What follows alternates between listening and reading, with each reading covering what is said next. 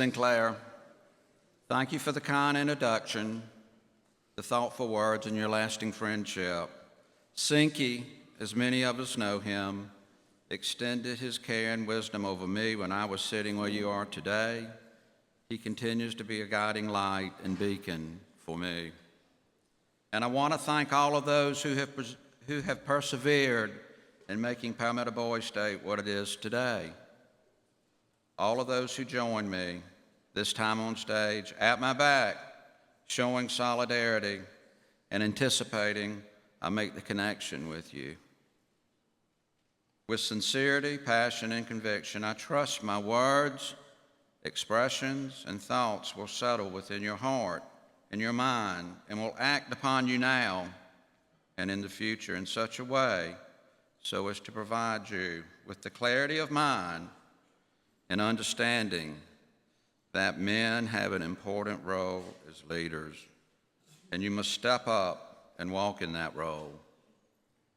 And I'm here with my best friends to tell, encourage, accept, and acknowledge you as you step up to the plate to lead. The men behind me and those of you before me exact upon me what it takes to grow and to develop into a better man, a better servant to my fellow man, a better steward of this great land we call home. And my development continues to this very minute. These men behind me are my dearest friends, friendships founded in Palmetto Boys State, friendships forged through countless hours and experiences reflecting a love for Boys State. 40 years ago, I was a citizen of Cooper City. Allow me to tell you who I am. First and foremost, I am a devoted man of my faith. I am a husband. I love my wife. I am a father. I love my children. I am an American. I love my country. I am a South Carolinian. I love my state. I am a citizen of Boys State. I love this experience.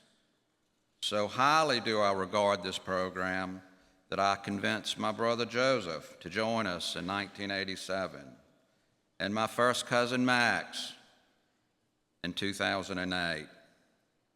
Joseph was in Wando, Max was in Cooper. Both of them are here today, serving with me in the office. I earned my living as a lawyer and a county Veterans Affairs officer. I am one of 6 children, being the next to the youngest child. My father was a country lawyer, the county Veterans Affairs officer, and a farmer. My mother taught high school English and public school. I took great interest in our farm at an early age in the poor, rural county of Allendale. As a young teenager, all of my time away from school was spent on the farm. At the age of 15, I moved out of my family home and moved into a small house on the farm. I lived there all alone and worked on the farm as much as I could. Also at the age of 15, my formal education took me away from the farm and out of South Carolina, placing me in a boarding school in New Jersey. I graduated the Lawrenceville Preparatory School, attended Wofford College for a year and a half, and returned to the farm. Leaving Wofford, I consider a huge mistake, but all I wanted to do was farm, and that is what I did for many years, tending livestock and farming about 1,500 acres of row crops.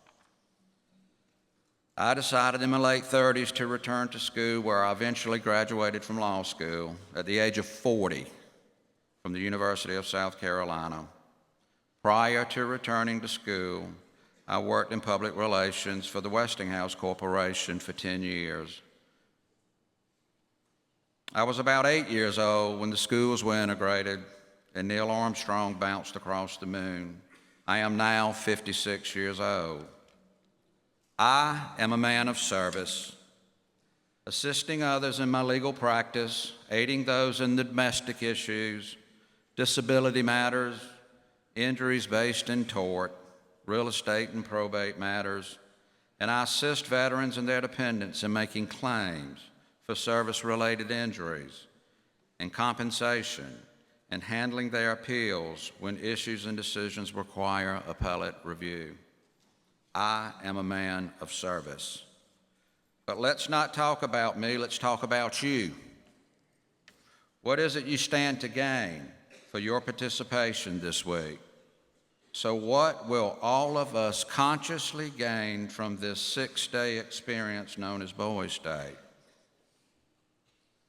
I'm of the firm belief that all of us have a deep-seated, natural, hardwired compulsion for self-preservation. In other words, I am the center of my own universe. This self-preservation mode is a default setting in the hard drive of our minds. Boys' Day for me, and hopefully for you, permits me to adjust my default setting, shifting the focus of my life from the me to the you. You will hear me say that the new year for me begins the second week of June when Boys' Day commences. Yet another opportunity to adjust my default setting. This is the time for making resolutions, to soften my heart and recommit myself to others. By making this adjustment of my inner default setting, I am shaking the chains of selfishness and self-centeredness that are socially repulsive when you really think about it. Palmetto Boys' Day provides us the opportunity to commit to something that really matters, which in turn gives us a type of freedom. Aiding others, holding others above ourselves, taking the time to enhance another life is liberating and infectious. It is this revelation of truth I trust you will identify while at Boys' Day. I pray you will spend the rest of your days seeking this truth. About 35,000 citizens have journeyed through this program since its beginning in 1940. This year, another 1,000 plus will be added to its ranks.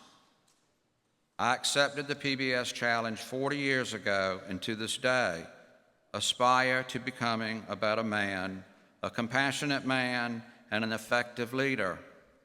I am deeply humbled to be before you this morning. On behalf of the staff and counselors, we are honored to be with you this week. We expect great things from you and trust your experience this week will change your life as my life has been changed. There are great achievements awaiting you. Reboot your life now. Constantly adjust your default setting. Serve mankind with honor and respect and integrity. Thank you.